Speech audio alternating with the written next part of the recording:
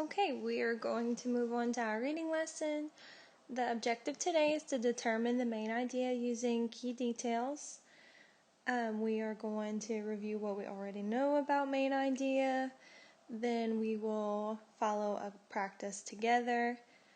Then you will pair up with your partner and read pages 88 through 89 in your language arts textbook. It's a short story, and then you're going to write out the main idea and give 3 key details, at least 3, on the ice cream cone handout that I will be giving you, and then you will color the ice cream cone however you choose. Whenever you are finished with your main idea and 3 key details, when you're finished, you can continue writing key details, or you can do an early finisher activity, and then once everyone is finished, we will review and discuss the answers if we have time. So you will need a pencil, your language arts textbook, crayons, and a highlighter to highlight those key details if you choose to do so. So let's move on. So we're looking at how to find the main idea. So before you read, you need to read the title, what is the text about, and what is the topic. So you want to use your predictors to think about what the text is going to be about. Okay, so what you want to remember to do while you're reading, you want to look for and carefully read the text features. Then you want to think, is the text fiction or non-fiction, because the details can be different, the main idea can be different. And then you want to look for information, words, and pictures that are repeated, because these are essential to finding the main idea. So after you read, you want to think about the most important points about the topic, and then what details and examples back up and support the main idea. So those are your key elements, your key details that you're looking for, the ones that you need to be highlighting, the ones that you need to be writing in your ice cream cone. So this is whenever I would show the video that I have right here. It's a vocabulary video about main idea. It's really fun. Okay, so let's move on. Okay, so moving on, I have a little warm-up exercise to take the students through main ideas, the simple exercise of grouping. So we are going to put each word in its respected group, and then we'll come up with a title for it. So I would read the words first to the students so they could determine what kind of groups it is. So we have sweater, shorts, bathing suit, mittens, t-shirt, boots, sandals, scarf, tank top, and sundress. I would probably give them their first title, so I would say summer clothes. So summer, let's just put summer. And they would tell me what the next one is, so they would probably answer winter. Okay, I'm not the best at writing on here.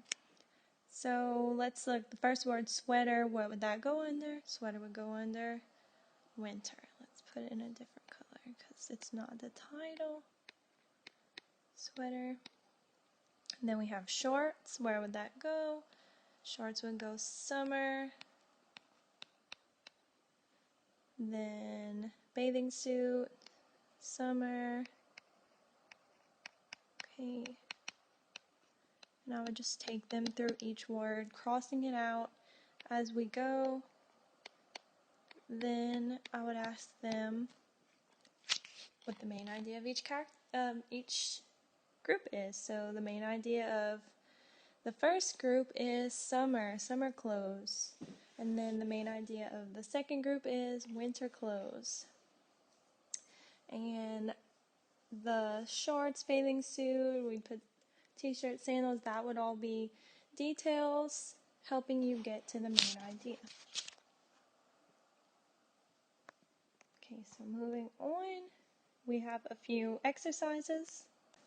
I will read the first passage out and answer the question like I would with my students. So the first passage says, I have a dog named Boots. I taught him lots of tricks. When I tell him to, Boots will sit or lie down.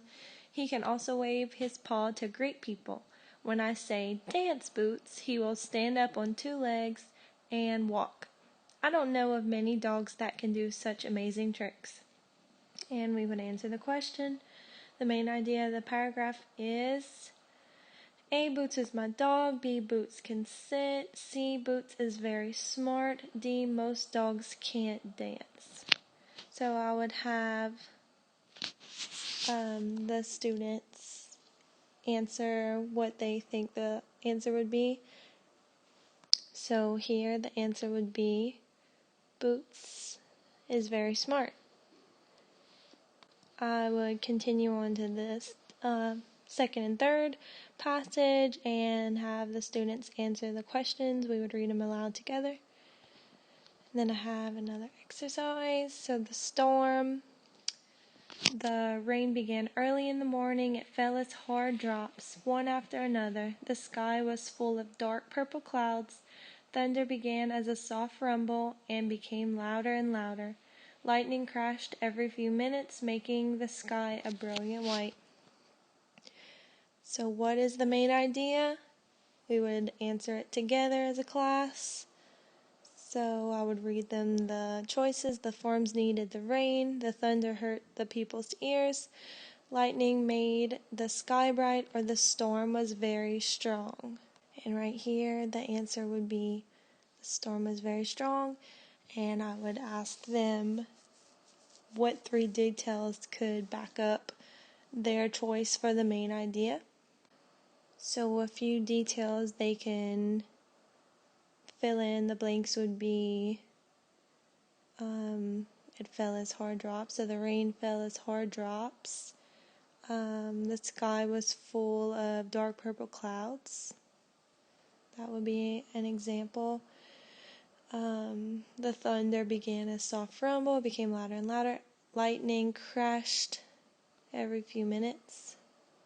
So any of those would be good. Fill in as the details as to why the storm was very strong. I would write it out. It's just a little difficult on the iPad. I can't fill in the blanks all the way. Okay, moving on. This is the ice cream cone diagram that I would pass out to the students.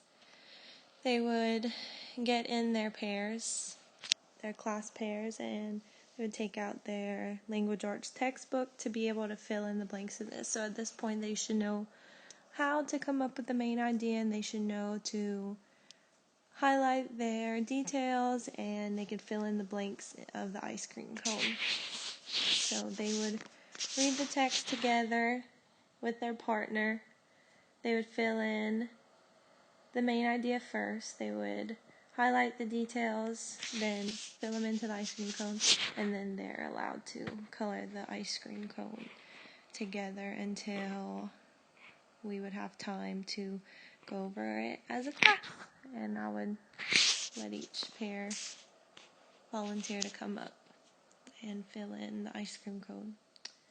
So that's my lesson on main idea. Thanks for listening.